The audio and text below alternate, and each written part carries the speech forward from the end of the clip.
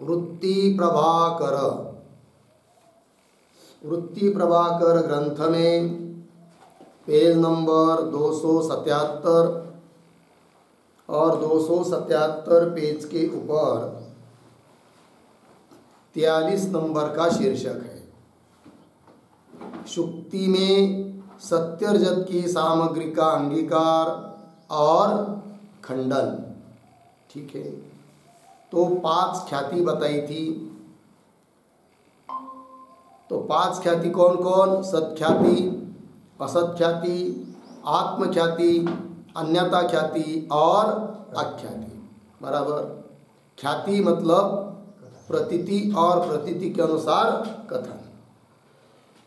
तो अलग अलग मत है भ्रम के बारे में। कोई रज्जु आदि के ऊपर प्रतीत जो सर्प वगैरह है और इधर ब्रह्म में अध्यस्त जो जगत है, इन सर्प और जगत आदि को सत्य समझता है, इसलिए उसके ख्याति का नाम है सत्ख्याति। तो सत्ख्याति वालों की क्या रीति है उसका विवेचन करना चालू हुआ था 41 नंबर के शीर्षक से लेकर, सत्ख्याति की रीति, और फिर 42 में उसका खंडन भी कर दिया। अब पुनः और चर्चा चल रही है सत्ख्याति वाले के ही बारे में। ये शीर्षक आया 43 नंबर का। तो पंक्ति को देखिए, और जो ऐसे कहे क्या, शुक्ति देश में रजत के अवयव है, सोई सत्य रजत की सामग्री है। शुक्ति देश में विद्यमान कौन? रजत के अवयव। जैसे शुक्ति में शुक्ति के अवयव है, उसके साथ साथ रजत की भी अवयव पड़े हुए है। कहा? शुक्ति में। और जब उचित मौका मिलता है तो सत्य रजत के अवयव जे शुक्ति में विद्यमान है, उन रजत अवयवों से रजत प्रकट हो जाता है, उत्पन्न हो जाता है, और पुनः शुक्ति के विशेष ज्ञान से उस रजत का अपने अवयव में ध्वंस हो जाता है। ऐसा कहना है किसका? सत्ख्यातिवादियों का। अर्थात सत्ख्यातिवादी के मत में रजत आदि की सामग्री क्या है? शुक्ति में विद्यमान है रजत के अवयव। पंक्ति को देखिए, और जो ऐसे कहे शुक्ति देश में रजत के अवयव है, सोई सत्य रजत की सामग्री है। ताकू यह पूछे है क्या, रजत अवयवन का उद्भूत रूप है अथवा अनुद्भूत रूप है? शुक्ति में जो रजत के अवयव है वो कैसे है? उद्भूत रूप वाले हैं या अनुद्भूत रूप वाले हैं? रजत अवयवन का उद्भूत रूप है अथवा अनुद्भूत रूप है? उद्भूत रूप कहे तो रजत अवयवन का भी रजत की उत्पत्ति से प्रथम प्रत्यक्ष हुआ चाहिए। बराबर। यदि रजत का अवयव का रूप कैसा है? उद्भूत, तो रजत की उत्पत्ति होने के पहले ही शुक्ति के साथ साथ उस रजत अवयव का भी क्या होना चाहिए? प्रत्यक्ष। उद्भूत रूप कहे तो रजत अवयवन का भी रजत की उत्पत्ति से प्रथम प्रत्यक्ष हुआ चाहिए। लग गया। जो अनुद्भूत रूप कहे कागज बोलेगा वो क्या है? अनुद्भूत रूप है। किसका? रजत के अवयव का। जो अनुद्भूत रूप कहे तो अनुद्भूत रूप वाले अवयवनते रजत भी अनुद्भूत रूप वाला होवेगा। तो अनुद्भूत रूप वाला जो अवयव उससे रजत भी उत्पन्न होगा तो कैसा होगा? अनुद्भूत रूप वाला होवेगा। याते रजत का प्रत्यक्ष नहीं होवेगा, फिर उस रजत अवयव से उत्पन्न हुआ जो रजत उसका प्रत्यक्ष नहीं होगा। लग गया ना? और उद्भूत रूपवत त्रेणुकारंभक धेनुक में तो अनुद्भूत रूप नहीं। फिर कोई शंका करेगा, खंडन करने में कर रहे हैं ना सिद्धांती सत्ख्यातिवादियों का।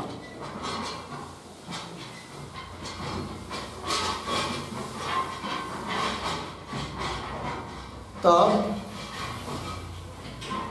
कदाचित सत्ख्याति वाले शंका करेंगे क्या रे सिद्धांती, जिस प्रकार अनुद्भूत रूप वाले रजत अवयव को मानने पर उससे जो रजत उत्पन्न होगा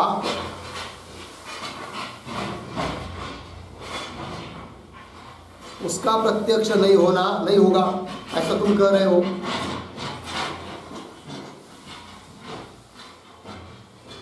अर्थात हमारे ऊपर हमारा खंडन कर रहे हो। किंतु क्या उदाहरण क्या दे रहे? हाँ, द्वनुक से उत्पन्न होता है कौन? त्रणुक। द्वनुक का रूप दिखाई देता है क्या? नहीं। इसका मतलब क्या है? अनुभूत रूप है। और त्रिणुक का रूप दिखाई देता है कि नहीं? दिखाई देता है, क्योंकि त्रिणुक प्रत्यक्ष है। तो जैसे द्वनुक में अनुद्भूत रूप है, तो भी उस अनुद्भूत रूप वाले द्वनुक से उत्पन्न हुआ त्रिणुक का प्रत्यक्ष है, उसका रूप का प्रत्यक्ष है। बराबर। उसी प्रकार सुक्ति में जो रजत के अवयव है, भले वो अनुद्भूत रूप वाले हो, किंतु उससे उत्पन्न हुआ रजत वो तो प्रत्यक्ष हो जाएगा। ऐसा कदाचित बोलेंगे कौन? सत्ख्यातिवादी। तब उसको उत्तर दे रहे, अरे सत्ख्यातिवादी, द्वनुक से त्रिणुक उत्पन्न होता है, बात बराबर। त्रिणुक का रूप और त्रिणुक प्रत्यक्ष है, ये भी बात बराबर है। उसके लिए कारण द्वनुक है, ये बात ठीक है। किंतु द्वनुक का जो रूप है जिससे कि उत्पन्न होता है त्रिणुक का रूप, किंतु वह द्वनुक का रूप अनुद्भूत है, यह आपको किसने कहा? अर्थात द्वनुक का रूप अनुद्भूत नहीं है, किंतु उद्भूत है। उद्भूत ऐसे जो द्वनुक का रूप, उससे उत्पन्न होता है त्रिणुक का रूप, अतः त्रिणुक का रूप प्रत्यक्ष होता है। फिर कदाचित कोई बोलेगा, अरे भाई सिद्धांत, यदि द्वनुक का रूप उद्भूत है तो त्रिणुक उत्पन्न होने के पहले ही द्वनुक का प्रत्यक्ष क्यों नहीं होता? तो उसके लिए उत्तर देते फिर सिद्धांती, इसलिए द्वनुक का प्रत्यक्ष नहीं होता है क्योंकि उसमें उद्भूत रूप तो है, किंतु महत्व गुण नहीं है। बराबर। और महत्व गुण वाला जो रहता है उसके ही रूप का क्या होता है? प्रत्यक्ष होता है कि नहीं? ये बात जो अनुद्भूत रूप कहे तो अनुद्भूत रूप वाले अवयवंते रजत भी अनुद्भूत रूप वाला होवेगा, या ते रजत का प्रत्यक्ष नहीं होवेगा। और उद्भूत रूपवत त्रिणुक, उद्भूत रूप वाले कौन है? त्रिणुक। उसका आरंभ, उसको उत्पन्न करने वाला कौन? हाँ, द्वनुक। उद्भूत रूपवत त्रिणुक आरंभक द्वनुक में, तो द्वनुक में क्या नहीं है? अनुद्भूत रूप नहीं है, किंतु उद्भूत रूप है। फिर द्वनुक का प्रत्यक्ष क्यों नहीं होता? उसका कारण द्वनुक में महत्व नहीं है। क्या नहीं है? महत्व मतलब महत नाम का गुण नहीं है। द्वनुक में महत्व नहीं है। याते उद्भूत रूप होने ते भी, मतलब उद्भूत रूप होने पर भी, किसमें?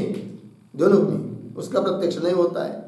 या तो उद्भूत रूप होने ते भी द्वनुक का प्रत्यक्ष होवे नहीं, और द्वनुक में ही उद्भूत रूप नहीं है, किंतु परमाणु में भी नैयायिक उद्भूत रूप अंगीकार करे है।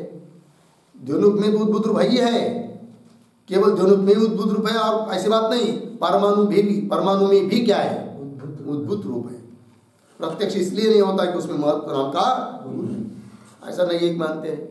और तुम्हारे यहाँ तो रजत क्या अवयव अनुद्भूत रूप वाले, फिर उससे उत्पन्न हुआ रजत प्रत्यक्ष नहीं हो पाएगा, जबकि प्रत्यक्ष होता है।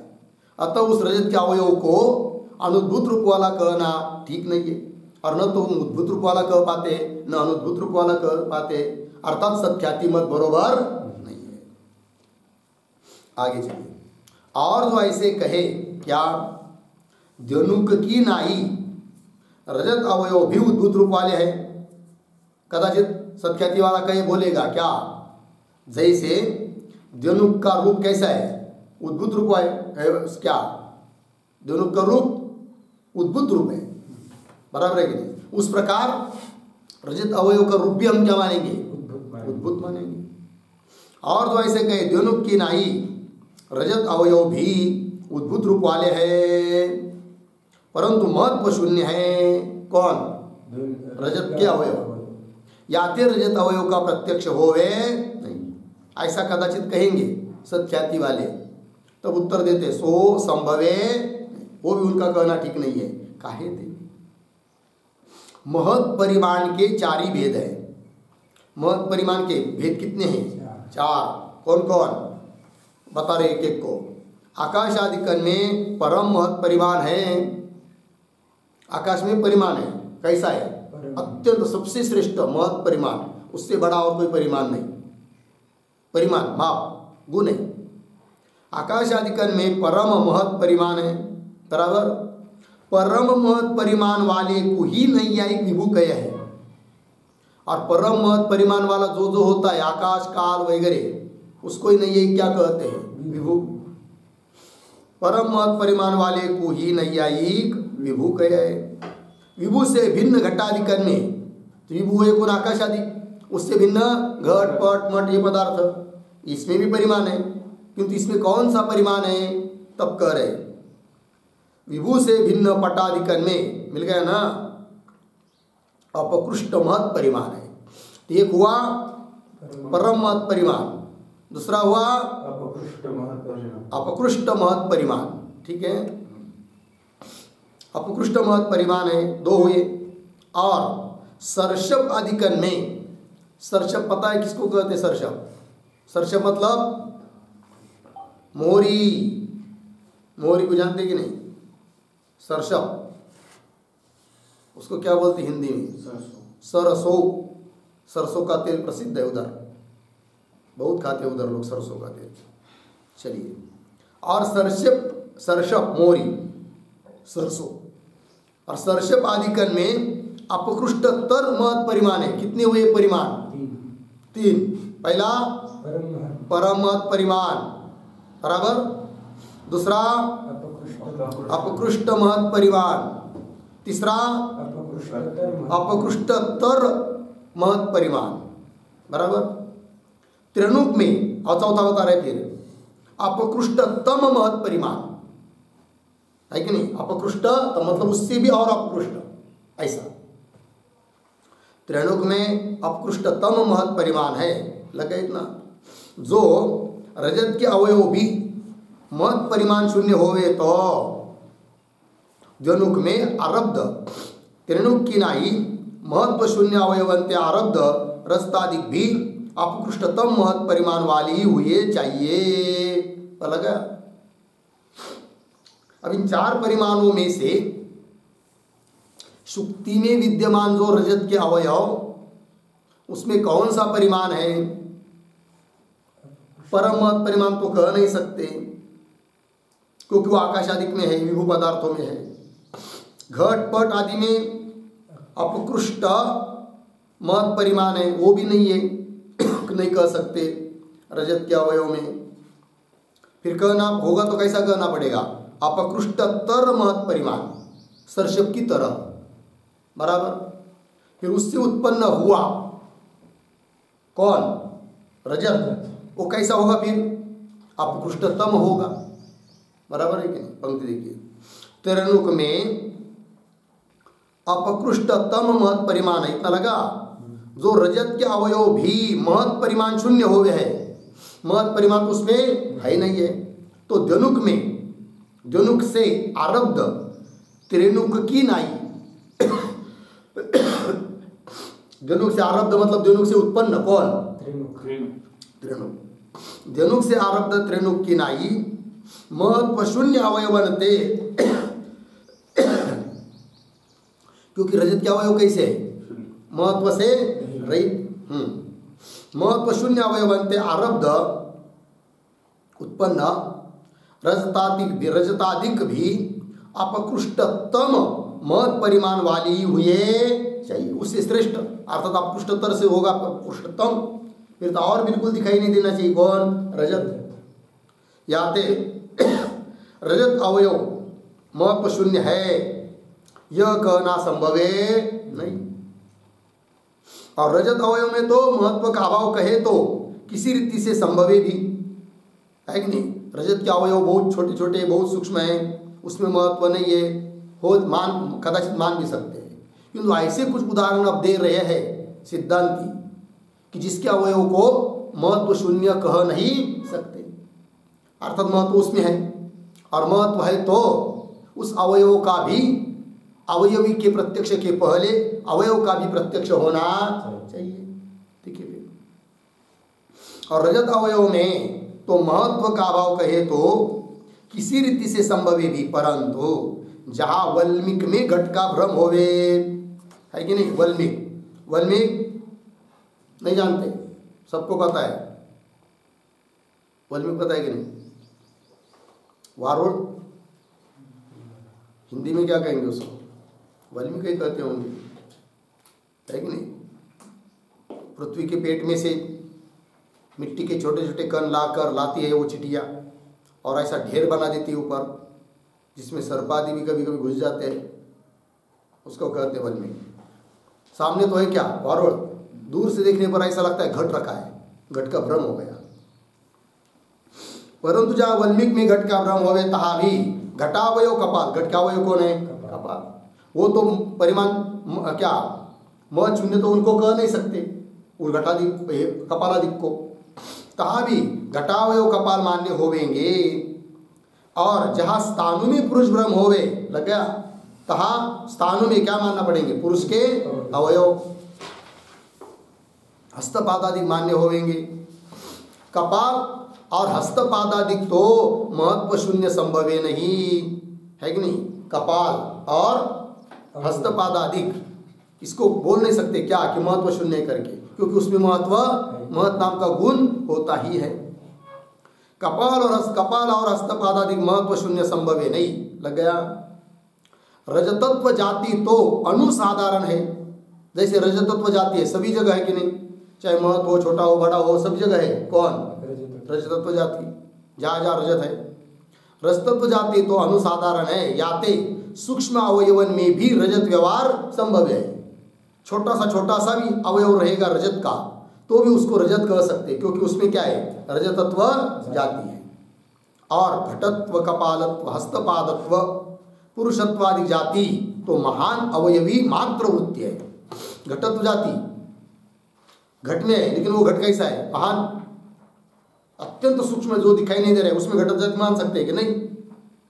क्योंकि घटत्व जाति हो, चाहे कपालत्व जाति हो, हस्तत्व, पादत्व, पुरुषत्वादि जाति तो महान अवयवी मात्र, अवयवी मतलब कार्य, महान अवयवी में ही रहती है। कौन, ये सब जातियां अवयवी मात्र वृत्ति है।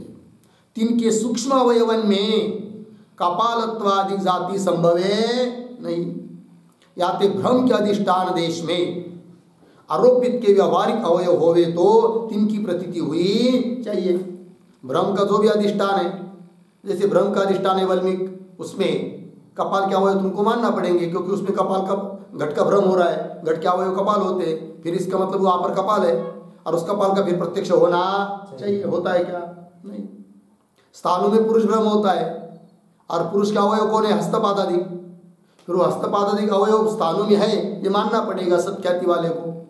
और यदि हस्तपादादिक अवयव मानेंगे स्थानु में, तो वो तो अत्यंत सूक्ष्म हो नहीं सकते, है कि नहीं।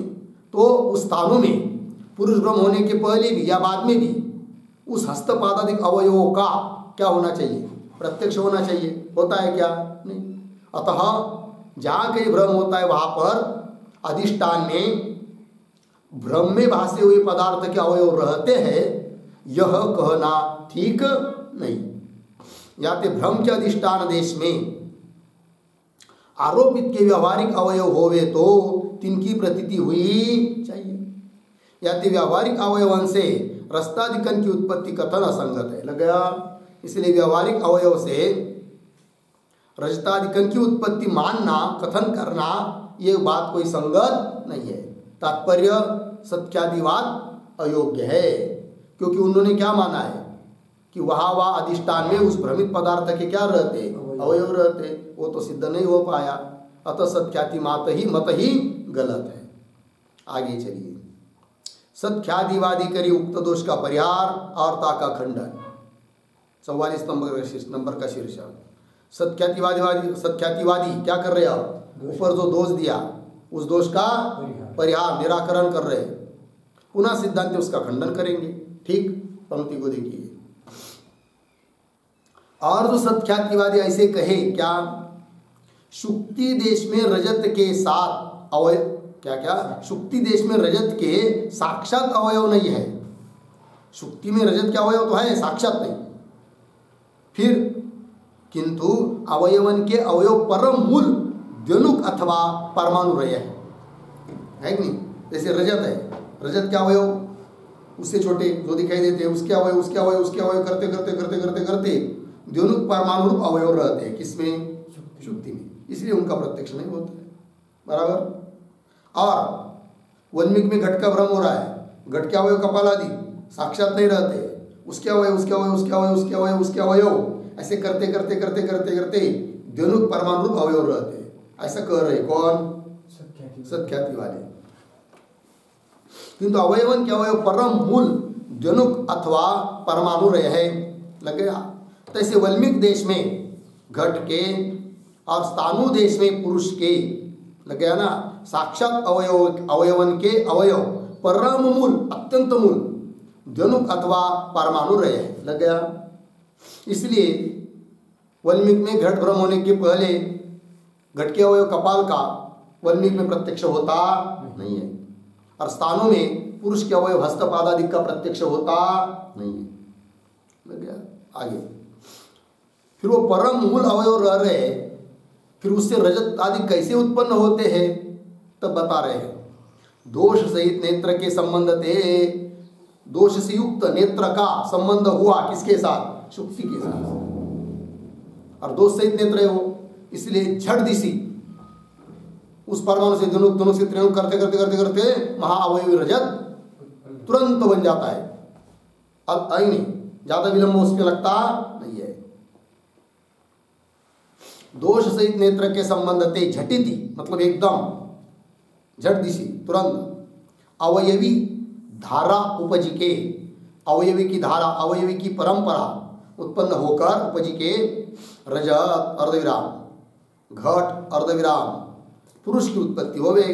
अलग अलग उदाहरण में अलग अलग, इधर रजत की उत्पत्ति, उधर वल्मीक में घट की उत्पत्ति, स्थानों में पुरुष की उत्पत्ति हो गई, उत्पत्ति हो गए लग गया। दोष के अद्भुत महात्म्य थे, ऐसे वेग से त्रिणुकादिकन की धारा उपज है लग गया ना। दोष का ऐसा अद्भुत महात्म्य होता है कि उससे क्या होता है, त्रिणुकादिक की धारा बहुत शीघ्र गति से उत्पन्न होती है, इसलिए वो मालूम नहीं पड़ता है बीच वाला। दोष के अद्भुत महात्म्य थे, ऐसे वेग से त्रिणुकादिकन की धारा उपज है, या थे मध्य के अवयवी कपाल हस्तपाद आदि प्रतीत होवे नहीं लग गया। आगे अंत्य अवयवी घटादि की उत्पत्ति हुआ, अंतिम लास्ट का अवयवी कौन? घट, उधर पुरुष इधर रजत। अंत्य अवयवी घटादि की उत्पत्ति हुआ तो कपाल आदि को भी प्रतीत होवे नहीं। व्यवहार में भी जब घट उत्पन्न हो गया घट की प्रतीति होती है, उस समय कपाल की प्रतीति नहीं होती है। हो गया ना। अंत्यावयवी घटादि की उत्पत्ति हुआ तो कपाल आदि कहो भी प्रतीत होवे नहीं। याते भ्रम के अधिष्ठान में लग गया, भ्रम के अधिष्ठान में आरोपित के अवयव प्रतीत होवे नहीं। भ्रम का अधिष्ठान इधर वल्मीक, उधर शुक्ति, उधर स्थान। भ्रम के अधिष्ठान में आरोपित के अवयव प्रतीत होवे नहीं लग गया इतना। और व्यावहारिक अवयव रस्ताधिकन के है, अथवा शुक्ति देश में रजत के महत अवयव है, और वल्मीक देश में घट के अवयव कपाल है, स्थानु देश में पुरुष के अवयव हस्तपादादिक है। इस रीति से भ्रम के अधिष्ठान में आरोपित के सारे अवयव है। कौन कह रहे? सत्ख्यातिवादी। जो भी भ्रम में भासने वाला पदार्थ है उसके अवयव उस अधिष्ठान में रहते हैं। तो भी अधिष्ठान की विशेष रूप से प्रतीति तीन अवयवन की प्रतीति की प्रतिबंधक है कि नहीं। अधिष्ठान शुक्ति का विशेष रूप से ज्ञान हुआ तब रजत के अवयव का वहां प्रत्यक्ष नहीं होता है, जो कि शुक्ति में विद्यमान है। क्योंकि नियम क्या है, अधिष्ठान का विशेष ज्ञान उस अवयव के प्रतीति का क्या है, प्रतिबंधक है। लग गई बात। पंक्ति को देखिए, सारे तो भी अधिष्ठान की विशेष रूप से प्रतीति, जैसे वेदांत मत में, तुम्हारे मत में सत्यातिवादी बात बोलता है कि अधिष्ठान का ज्ञान हुआ, भ्रम प्रतीत होता, भ्रम की निवृत्ति हो जाती है। रज्जु का ज्ञान हुआ, सर्प भ्रम निवृत्त हो जाता है कि नहीं? उस प्रकार क्या अधिष्ठान का ज्ञान हुआ, भ्रम निवृत्त हुआ और उसके अवयव की प्रतीति का प्रतिबंध हो गया अधिष्ठान के विशेष ज्ञान से। ये बात तो भी अधिष्ठान की विशेष रूप से प्रतीति तीन अवयवन की प्रतीति की प्रतिबंधक है। लग गया? याते विद्यमान महत अवयवन का प्रत्यक्ष होवे नहीं, है कि नहीं? विद्यमान है, महत अवयव मानेंगे, वल्मीक में कपाल, स्थानों में हस्तपाद आदि, तो भी उसका प्रत्यक्ष होता नहीं है, क्योंकि उसके प्रत्यक्ष के लिए प्रतिबंधक है अधिष्ठान का विशेष रूप से ज्ञान। याति विद्यमान महत अवयवन का प्रत्यक्ष होवे नहीं। इस रीति से सत्ख्यातिवादी का समाधान भी समीचीन। सत्ख्यातिवादी वालों ने ऊपर जो दोष दिया था सत्ख्याति मत पर, उस दोष का परिहार करने का इस प्रकार का क्या किया, प्रयास किया, किंतु यह समाधान भी समीचीन नहीं। काहे थे? शुक्ति देश में व्यवहारिक रजत की उत्पत्ति माने तो भी बराबर, शुक्ति देश में व्यवहारिक रजत की उत्पत्ति माने तो भी अनुभवानुरोध से रजत की निवृत्ति शुक्ति ज्ञान से ही मानी चाहिए। किंतु अनुभव ऐसा आता है क्या कि रजत की निवृत्ति किससे होती है? शुक्ति के ज्ञान से होती है। ये तो मानना ही पड़ेगा, और मानेंगे तो क्या, क्योंकि अनुभव सब लोगों का ऐसा ही है। अधिष्ठान शुक्ति का ज्ञान हुआ, क्या हुआ? फिर रजत की निवृत्ति हुई। अधिष्ठान स्थानों का ज्ञान हुआ, पुरुष ब्रह्म की निवृत्ति हुई। बराबर, ये मानना ही पड़ेगा, सबका अनुभव है। और यदि मानेंगे तो उसको सत्य नहीं कर सकते, रजत को, पुरुष को, घट को। बोलेंगे क्यों? क्योंकि सत्य पदार्थ की निवृत्ति ज्ञान से नहीं होती है, और यदि ज्ञान से निवृत्ति हो रही है तो जरूर वो पदार्थ कैसा है? फिर मिथ्या है। लगा अर्थ? चलिए, तो खंडन कर दिया सत्ख्यातिवादों का।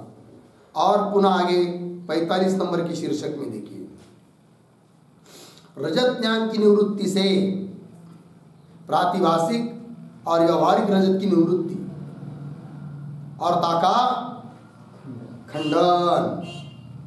ठीक है ना? पहले सत्ख्याति वाला अपनी बात कहेगा, क्या कहेगा कि रजत ज्ञान की निवृत्ति से रजत का ज्ञान निवृत्त होता है, इसलिए रजत निवृत्त होता है, चाहे वो प्रातिभाषिक मानो उसको, चाहे व्यवहारिक मानो। किंतु रजत की निवृत्ति क्यों होती है? इसलिए होती कि रजत की ज्ञान की निवृत्ति होती है। बोलेंगे भी रजत की ज्ञान की निवृत्ति क्यों होती है? इसलिए कि उसकी विरोधी ज्ञान उत्पन्न हुआ, इसलिए। जैसे यम शुक्ति ज्ञान हुआ तो उस वहीं पर रजत ज्ञान हो रहा था ना, रजत ज्ञान की विरोधी ज्ञान उत्पन्न हुआ, कौन सा?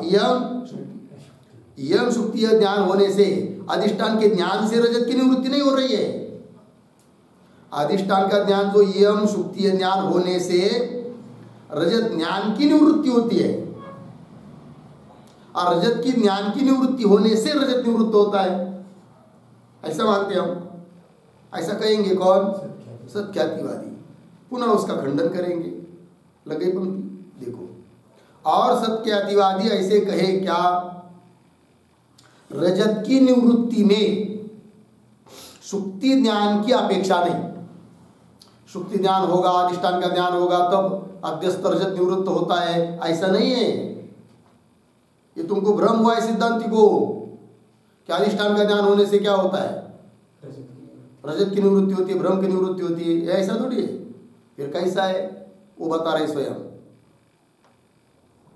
रजत की निवृत्ति में शुक्ति ज्ञान की अपेक्षा नहीं, किंतु रजत ज्ञानाभाव से, लग गया, रजत ज्ञान का अभाव, उससे रजत की निवृत्ति हो गए। लग गया? आगे देखिए, जितने काल रजत का ज्ञान रहे, जब तक रजत इयम इदम रजतम ऐसा ज्ञान जब तक रहता है, उतने काल रजत रहे, तब तक तो रजत है। बराबर? और रजत ज्ञान का अभाव होवे तब रजत की निवृत्ति होवे, और जिस क्षण में रजत ज्ञान का क्या होगा? अभाव, तब रजत की निवृत्ति। रजत ज्ञान का अभाव होवे तब रजत की निवृत्ति होवे, बराबर। शुक्ति का ज्ञान कहूँ रजत ज्ञान की निवृत्ति का हेतु है, बराबर। शुक्ति का ज्ञान रजत, फिर रजत के ज्ञान की निवृत्ति के लिए कारण कौन बताओ? क्योंकि उन्होंने क्या बताया, रजत की ज्ञान की निवृत्ति होने से रजत की निवृत्ति, फिर रजत ज्ञान की निवृत्ति क्यों होती है? शुक्ति के ज्ञान से होती है। वही कह रहे शुक्ति का ज्ञान कहूँ कभी कभी रजत ज्ञान की निवृत्ति का हेतु है। कहूँ शुक्ति ज्ञान बिना, शुक्ति का ज्ञान नहीं हुआ, ये शुक्ति है ऐसा ज्ञान नहीं हुआ, फिर अन्य पदार्थ के ज्ञान थे रजत ज्ञान की निवृत्ति हो गई। अन्य दूसरे किसी पदार्थ का ज्ञान हुआ, पहले ऐसा लगा रजत है, बाद में अरे नहीं रजत नहीं, कोई चमकीला कागज पड़ा है। जब चमकीला कागज पड़ा ऐसा ज्ञान हुआ तब भी रजत ज्ञान की क्या हुई? निवृत्ति हुई। अतः रजत की निवृत्ति, बराबर। कहूँ शुक्ति ज्ञान बिना अन्य पदार्थ के ज्ञान थे रजत ज्ञान की निवृत्ति हो गया, लग गया। ता रजत ज्ञान की निवृत्ति से उत्तर क्षण में, बराबर, रजत ज्ञान की निवृत्ति के उत्तर क्षण में, आगे वाले क्षण में रजत की निवृत्ति हो गए है, बराबर। अथवा रजत ज्ञान की निवृत्ति जासे हो गए है, जिस कारण से रजत ज्ञान की निवृत्ति हो रही है, तासे रजत ज्ञान की निवृत्ति क्षण में रजत की क्या होती है? निवृत्ति होती है।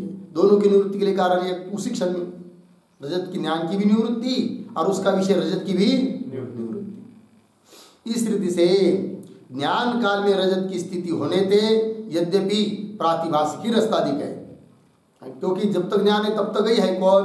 रजत वगैरह, इसलिए उसको हम मान लेंगे क्या? प्रातिभासिक है। कौन कह रहे हैं? सत्यातिवादी।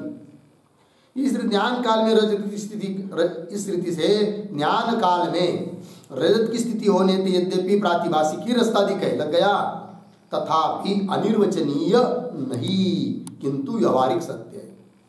कौन कह रहे हैं? सत्य। प्रातिभासिक है किंतु अनिर्वचनीय नहीं है, वेदांती की तरह। कैसा है फिर? व्यवहारिक। बोलेंगे प्रातिभासिक भी मान रहे हो और व्यवहारिक भी मान रहे हो, ऐसा कोई होता है क्या? हाँ होता है। उदाहरण दे रहे, जैसे सिद्धांत में, मतलब तुम्हारे वेदांत मत में सुखादि प्रातिभासिक है, सुख दुख है, कैसे? प्रातिभासिक। प्रातिभासिक मतलब प्रतीति काल में ही उनकी प्रतीति है, ज्ञान काल में ही उनकी प्रतीति है।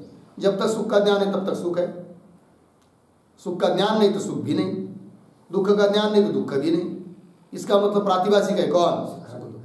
तो भी अनिर्वचनीय थोड़ी है, व्यवहारिक सत्य है, बराबर है कि नहीं? उस प्रकार यहाँ पर भी रजत वगैरह प्रातिभासिक तो है किंतु अनिर्वचनीय नहीं है, किंतु व्यवहारिक सत्य। जैसे सिद्धांत में सुखादि प्रातिभासिक है तो भी स्वप्न सुखादिकन से विलक्षण व्यवहारिक माने हैं, बराबर। और न्याय मत में द्वित्वादिक प्रातिभासिक माने के व्यवहारिक सत्य माने हैं। द्वित्व केवल एकत्व संख्या ही, कभी नित्य होती कभी अनित्य होती है, वास्तविक है। फिर द्वित्व क्या है? काल्पनिक है। दो वस्तु आती है तब द्वित्व उत्पन्न होता है। जब तक दो की प्रतीति है तब तक द्वित्व है, प्रतीति काल में ही है, अर्थात प्रातिभासिक है। तो भी वो मिथ्या नहीं है किंतु व्यवहारिक सत्य है। न्याय मत में द्वित्वादिक प्रातिभासिक माने के व्यवहारिक सत्य माने हैं। तैसे रजताधिक प्रातिभासिक है, लग गया, तो वो भी व्यवहारिक सत्य है। इस रीति से रजत ज्ञान की निवृत्ति से उत्तर क्षण में, लग गया, रजत ज्ञान की निवृत्ति होती है, फिर उत्तर क्षण में रजताधिकन की क्या होती है? निवृत्ति हो गया है। एक बात, अथवा रजत ज्ञान की निवृत्ति का हेतु जो शुक्ति का ज्ञान है, शुक्ति का ज्ञान क्या कर देता है? रजत ज्ञान की निवृत्ति कर देता है।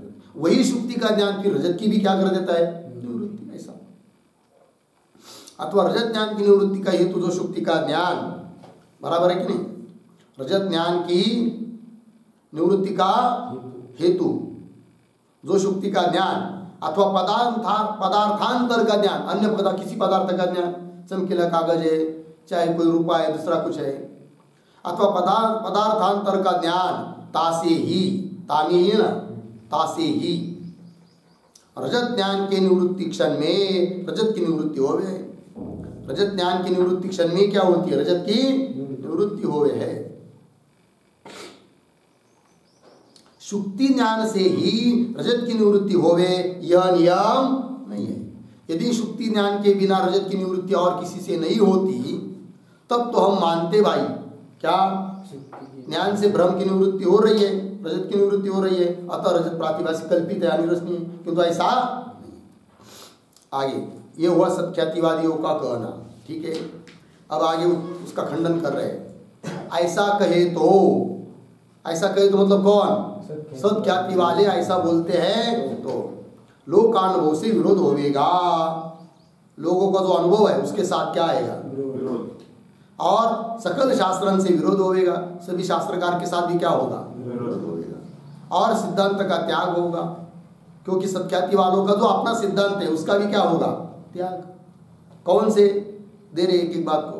और युक्ति विरोध होगा, विचार बात काहे थे कैसे भाई, एक एक बात को कह रहे। शुक्ति ज्ञान से रजत भ्रम की निवृत्ति हो गए, यह सर्वलोक में प्रसिद्ध है, सभी लोग जानते हैं। शुक्ति का ज्ञान हुआ, रजत की निवृत्ति हुई, सब लोग जानते हैं। और तुम कहते हो कि शुक्ति के ज्ञान से रजत की निवृत्ति नहीं, तो लोक अनुभव से क्या होगा? विरोध। शुक्ति ज्ञान से रजत भ्रम की निवृत्ति हो गया, यह सर्वलोक में प्रसिद्ध है और सकल शास्त्र में प्रसिद्ध है यह बात। और सत्ख्यादिवादी का भी यही सिद्धांत है। क्या क्या? शुक्ति का ज्ञान से रजत की निवृत्ति, रजत के अवयव का ध्वंस, रजत का ध्वंस होता है रजत के अवयव में, ये सब बात। और सत्ख्यादिवादी का भी यही सिद्धांत है। और सत्ख्यादिवादी मत में विशेष रूप से शुक्ति का ज्ञान रजत अवयव के ज्ञान का प्रतिबंधक है, पीछे बताया कि नहीं? विशेष रूप से शुक्ति का जब ज्ञान होता है तब रजत के अवयव के ज्ञान का क्या होता है? प्रतिबंध होता है, ऐसा लिखा है। और आप कह रहे हो क्या शुक्ति का ज्ञान होने पर भी रजत की निवृत्ति नहीं होती है, रजत ज्ञान की निवृत्ति होती है, उससे रजत की निवृत्ति होती है, तो तुम्हारे सिद्धांत जो है उसका भी क्या होगा? त्याग। और सत्ख्यादिवादी मत में विशेष रूप से शुक्ति का ज्ञान रजत अवयव के ज्ञान का प्रतिबंधक है, याते रजत अवयव के ज्ञान का विरोधी, रजत अवयव का जो ज्ञान है कि नहीं, ज्ञान का विरोधी कौन? शुक्ति का ज्ञान निर्णित है किन किन किया? सत्ख्यातिवादी क्या? उस ऐसा जो उनका अपना सिद्धांत है उसके साथ भी क्या होगा? विरोध। आगे रजत अवयव की प्रतीति का विरोधी शुक्ति ज्ञान ही रजत ज्ञान का विरोधी मानना क्लुप्त कल्पना है, स्वीकृत कल्पना है। क्या क्या क्या लिखा है? रजत अवयव की प्रतीति का विरोधी। रजत अवयव की प्रतीति क्यों नहीं होती है? तो उसका विरोधी कौन? शुक्ति का ज्ञान उत्पन्न होता है, शुक्ति का ज्ञान ही, फिर वही शुक्ति का ज्ञान रजत ज्ञान का क्या है? विरोधी है। ये स्वीकार की गई कल्पना है, वो तो ठीक है, किंतु अभी तो तुम सत्ख्याति वाले दूसरी कल्पना कर रहे हो। तो तुमने जो स्वीकार किया गया सिद्धांत है उसका भी तुम्हारे ही मुख से क्या होगा? त्याग होगा। मानना क्लुप्त कल्पना है। क्लुप्त कल्पना मतलब स्वीकृत कल्पना है, तुमने मानी हुई कल्पना है। निर्णित को क्लुप्त कहे, जिस बात का निर्णय हुआ उसको क्या कहते हैं? क्लुप्त, स्वीकृत।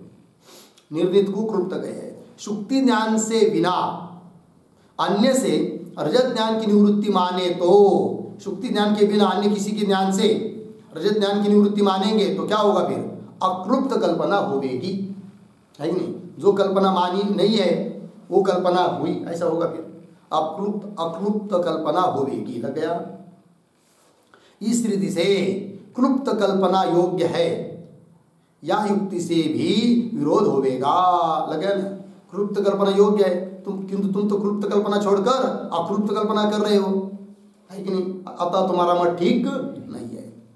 इसलिए क्लुप्त कल्पना योग्य है या युक्ति से भी विरोध होगा, या ते शुक्ति ज्ञान से ही रजत की और ताके ज्ञान की निवृत्ति माननी योग्य है, मानना ही पड़ेगा। और मानेंगे तो रजत कैसे हुआ? फिर अनिर्वचनीय।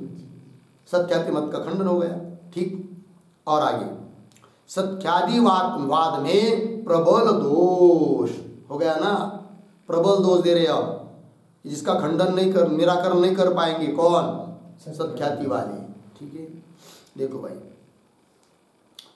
ना, और जो पूर्वोक्त रीति से रजत ज्ञानाभाव से, मतलब रजत ज्ञान का अभाव हुआ इसलिए रजत की निवृत्ति, ऐसा ही मानेंगे तो, और जो पूर्वोक्त रीति से रजत ज्ञानाभाव से रजत की निवृत्ति माने और रजत ज्ञान की निवृत्ति के अनेक साधन माने, रजत ज्ञान की निवृत्ति कभी शुक्ति के ज्ञान से, कभी अन्य पदार्थ के ज्ञान से, ऐसे अनेक साधन माने तो भी वक्षमान दोष से, जो आगे हम दोष दे रहे हैं, उस दोष से सत्ख्यादिवादी का उद्धार होवे नहीं, है कि नहीं। अर्थात सत्ख्यादिवादी का क्या हो जाएगा, खंडन होगा। जो दोष देंगे हम, उस दोष का निराकरण वो नहीं कर पाएंगे। कौन? सत्ख्याति वाले। वक्षमान दोष से सत्ख्यातिवादी का उद्धार होवे नहीं। सो दोष यह है क्या, जहाँ शुक्ति में, चाक्षण में रजत भ्रम होवे, है कि जिस शुक्ति में, जिस क्षण में रजत का क्या होता है, भ्रम कि रजत है करके, जहाँ शुक्ति में, जा क्षण में रजत भ्रम होवे, तिसी क्षण में शुक्ति से अग्नि का संयोग होए के, शुक्ति के साथ क्या कर दिया, अग्नि का संयोग, अग्नि में डाल दिया, तो शुक्ति जल जानी चाहिए, रजत बच जाना चाहिए। बचता है क्या? नहीं, क्योंकि रजत जलता नहीं है। रजत क्या है, सोना चांदी, रजत चांदी है ना, तो सोना भी जलता नहीं है, चांदी भी जलती नहीं सामान्य अग्नि से। ठीक, जा शुक्ति में, जा क्षण में रजत भ्रम होवे, तिसी क्षण में शुक्ति से अग्नि का संयोग होए के उत्तर क्षण में शुक्ति का ध्वंस, दूसरे क्षण में क्या होता है, शुक्ति नष्ट हो जाती है और भस्म की उत्पत्ति, राख उत्पन्न होती है। उस राख में तो रजत मिलता, भस्म की उत्पत्ति होवे, तहा रजत ज्ञान की निवृत्ति का साधन कोई हुआ नहीं। रजत ज्ञान की निवृत्ति का और रजत की निवृत्ति का क्या नहीं है, कोई साधन नहीं है।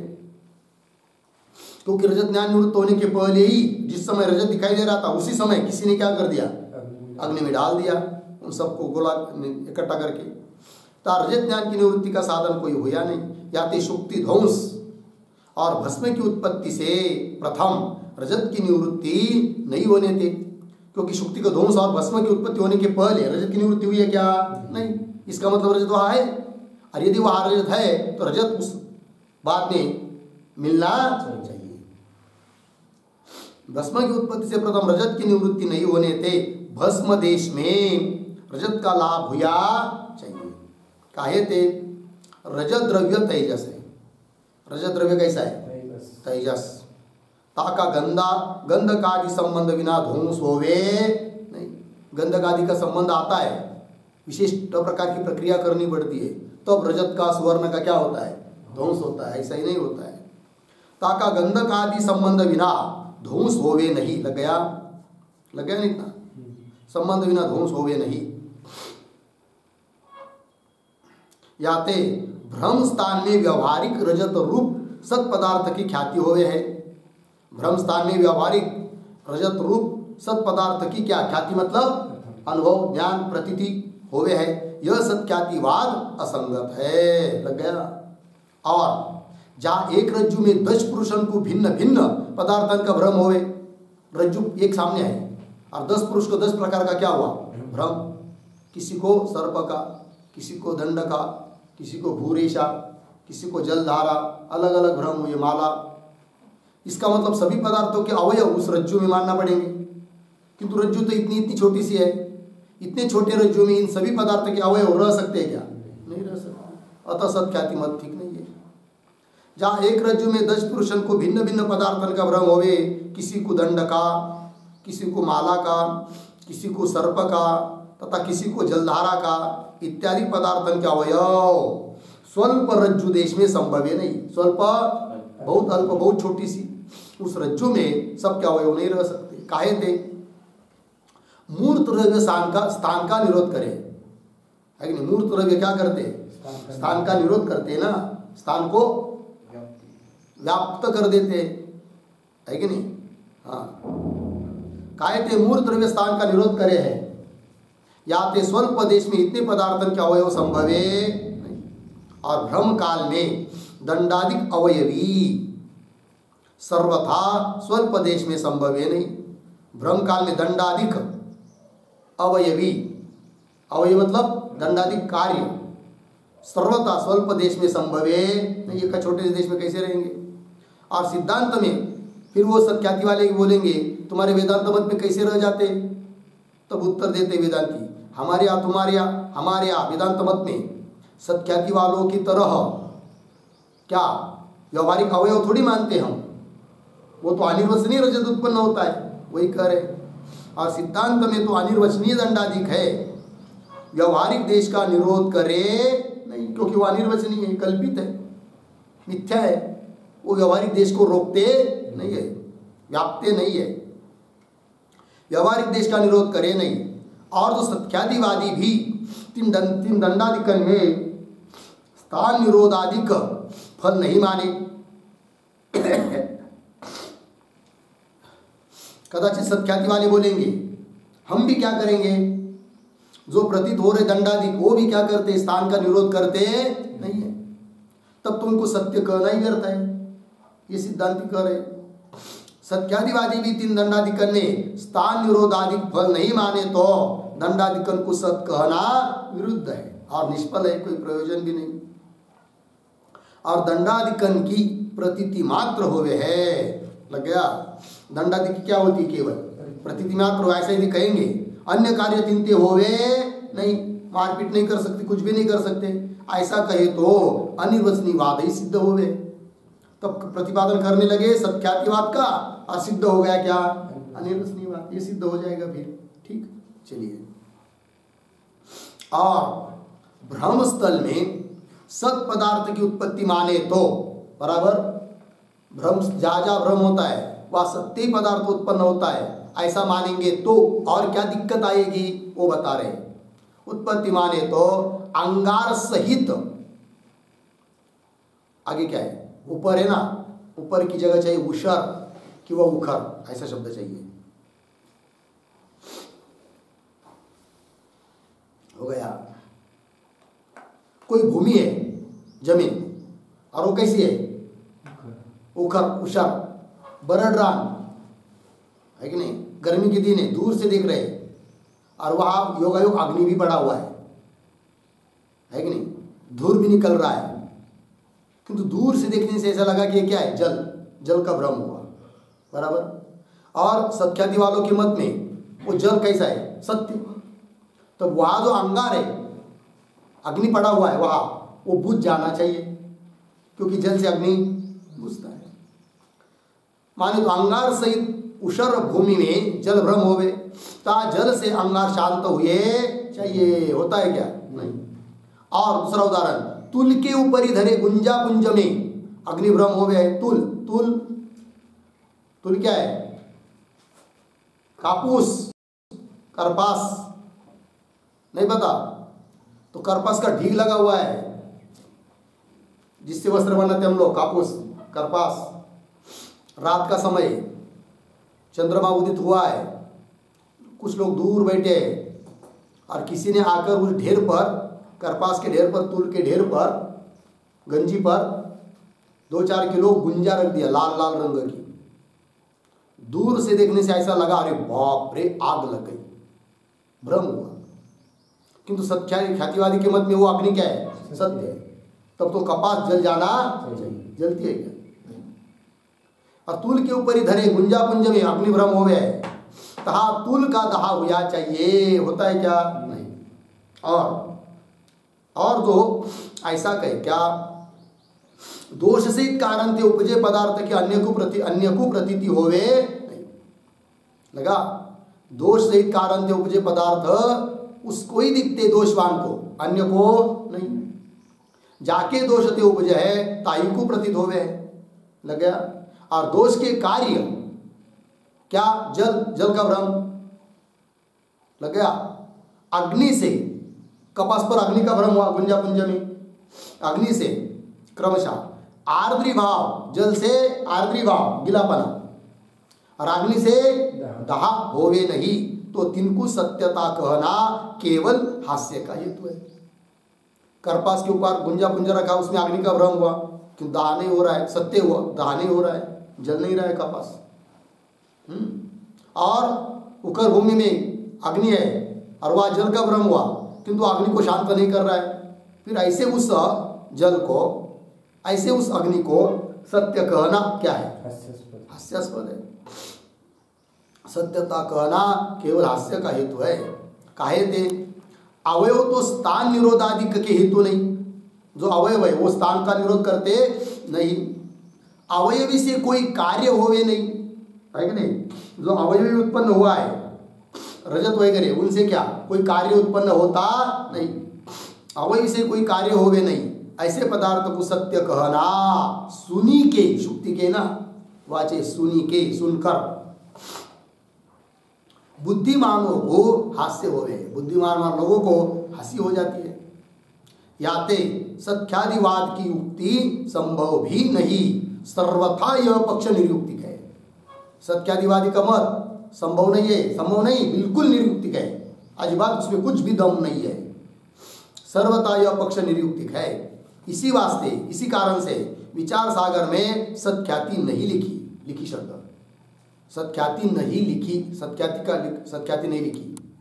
मूल जो अनिश्चित दार्जिनचा विचार सागर है उसमें सत्ख्याति लिखी नहीं है, किंतु अनुवादकर्ता ने, मराठी आदियों ने, उन्होंने क्या कर दिया, सत्ख्याति थोड़ी सी लिख दी है, सत्ख्याति नहीं लिखी। जा पक्ष का किसी प्रकार से उपादन प्रतिपादन माननी होवे, फिर तर्कादि बल से खंडन होवे, सो पक्ष लिखा चाहिए। किसी तरह से युक्ति प्रयुक्त से उसको बता सकते हैं, फिर उसको खंडन कर सकते, तब उसको बताना चाहिए ना। जिसका प्रतिपादन ही नहीं कर सकते हैं, ऐसे मत को लिखने से क्या फायदा। सत्यादिवाद का उत्पादन नहीं संभव है, याते इस ग्रंथ में भी लेखनीय नहीं है, अतः वृत्ति प्रभाकर में भी वास्तविक लिखना नहीं चाहिए था, तो भी लिख दिया। क्यों? तथापि सर्वथा लिखे बिना, बिल्कुल ही नहीं लिखते तो अध्येता को ऐसा भ्रम हो ही जावे। इस ग्रंथ का अध्ययन करने वाले जो लोग हैं उनको कदाचित क्या होता, भ्रम। क्या? ग्रंथकर्ता को सत्यादिवाद का ज्ञान नहीं था, ऐसा क्या हो सकता है, भ्रम। सत्यादिवाद का ज्ञान नहीं था, इस भ्रम की निवृत्ति वास्ते यहाँ लिखा है, ऐसा भ्रम किसी को न हो, इसलिए यहाँ पर हमने सत्यादि का थोड़ा लिखा और उसका खंडन भी कर दिया। हो गया, सत्यादिवाद का खंडन हुआ। फिर आगे 47 नंबर की हेडिंग से असत्ख्याति की रीति वगैरह आ रही है, उसका विवेचन और खंडन, ये सब बातों का विचार हम लोग कल करेंगे। ओम पूर्णमदः पूर्णमिदं पूर्णात् पूर्णमुदच्यते पूर्णस्य पूर्णमादाय पूर्णमेवावशिष्यते।